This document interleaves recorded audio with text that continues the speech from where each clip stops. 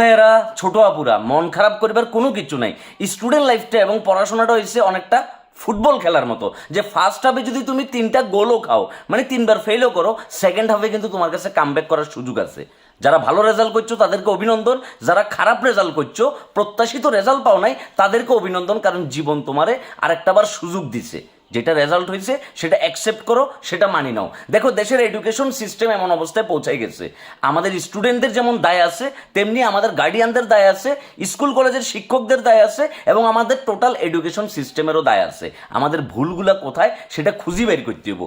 এই যে অতিমাত্রায় মোবাইল আসক্তি এবং পড়াশোনায় কেরিয়ারমুখী না হই, সোশ্যাল মিডিয়ায় সারাদিন বুধ হয়ে ডুবি থাকা, নিজের যে জায়গায় এক্সপার্টিস আছে, নিজের যে জায়গায় ভালো জ্ঞান আছে, ওই জায়গাটা নিয়ে কাজ না করা, এগুলো ছিল আমাদের ভুল। সুতরাং রেজাল্ট খারাপ হয়েছে মানে তোমার জীবন এখানে থামি যাবে, এটা মোটেও ভাববার সুযোগ নাই। ওই যে বললাম না, লাইফটা হচ্ছে ফুটবল খেলার মতো, এবং এই ফুটবল খেলা ফার্স্ট হাফে তুমি ফেল করছো, কোনো সমস্যা নাই, গোল একটা খাইছো, পরের হাফে তুমি গোল দিবার 2টা ভাইয়া।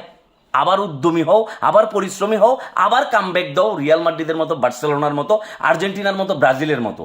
ঠিক আছে, নিজেকে সেরাদের সেরা কাতারে কি নিজেও ভাইয়া ভুল থেকে শিক্ষা গ্রহণ করতে হইব। আমি ভুল করলাম, আমার ভুল হইলো, কিংবা আমার সাথে একটা আমার রেজাল্ট ভালো হইলো না, এটার জন্য নিজের জীবন দিয়ে দেওয়া, বাসা ছাড়িয়ে দেওয়া, পড়াশোনা বন্ধ করে দেওয়া, নো।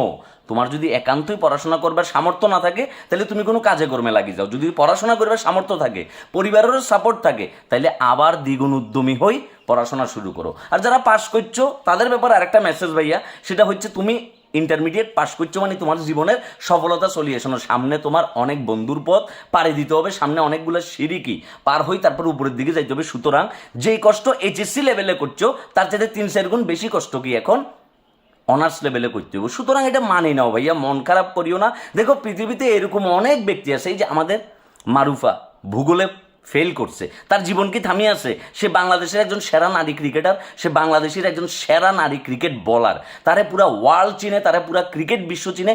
ক্রিকেট যারা দেখে পুরো ওয়ার্ল্ডের কাছে সে একজন সেলিব্রিটি। তাহলে তার পরীক্ষা কিন্তু তার জীবনকে, তার বাস্তবতাকে, তার কিন্তু ভবিষ্যতে আটকা রাখতে পারে না। সুতরাং তুমি যেখানে বেস্ট, তুমি যেখানে সেরা, তোমার ওই সেরা জায়গাটা খুঁজি বাইর করো, বাইর করি ওই জায়গায় কাজ করো। ভাইয়া দেখো, আমার এসএসসি রেজাল্ট ভালো ছিল না খুব একটা, আমি তারপরেও একটা কলেজে পড়াশোনা করি, আমি এক চান্সে কি আমি এইচএসসি পরীক্ষা পাশ করছি। এইচএসসির রেজাল্ট কিন্তু আমার এসএসসি রেজাল্টের চাইতে খারাপ ছিল।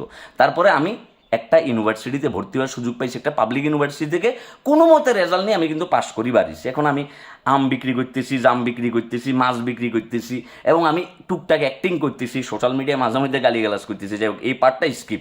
আমার সোশ্যাল মিডিয়ায় কোনো ভিডিও দেখবার দরকার নেই, এগুলা গার্বেজ ছাড়া আর কিছু না। আর আমি কোনো কন্টেন্ট ক্রিয়েটর না, তবে আমি অভিনয় শেখার টুকটাক চেষ্টা করতেছি, ব্যবসায়ী হওয়ার টুকটাক চেষ্টা করতেছি।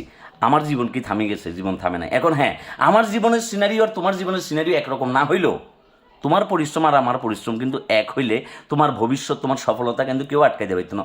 উপরে আল্লাহর উপর বিশ্বাস রাখি, নিজের উপর আত্মবিশ্বাস রাখি, জাস্ট পরিশ্রম করো, ভুল থেকে শিক্ষা নাও।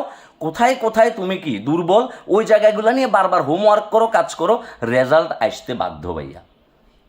যে 200 প্রতিষ্ঠান একলগে ফেল করছে স্টুডেন্টরা, তাদের জীবন যদি এখানেই শেষ হয়ে যায় না, এটার দায়ভার কিন্তু এডুকেশন সিস্টেমেরও নিতে হবে, যে তাদের ভুলটা কোথায়, তারা কি আসলে স্টুডেন্টদেরকে প্রপার টিচিংটা দিতে পারতেছে কিনা, স্টুডেন্টদের এই আধুনিক যুগে শিক্ষা ব্যবস্থাটা যেমন হওয়া উচিত তারা তো এটা করতে পারতেছে কিনা, এই ব্যাপারের দিকে শিক্ষা উপদেষ্টা এবং শিক্ষা সংশ্লিষ্ট মন্ত্রণালয়ের এবং বাকি শিক্ষকদের দায়িত্ব এড়াই যাওয়ার কোনো সুযোগ নাই।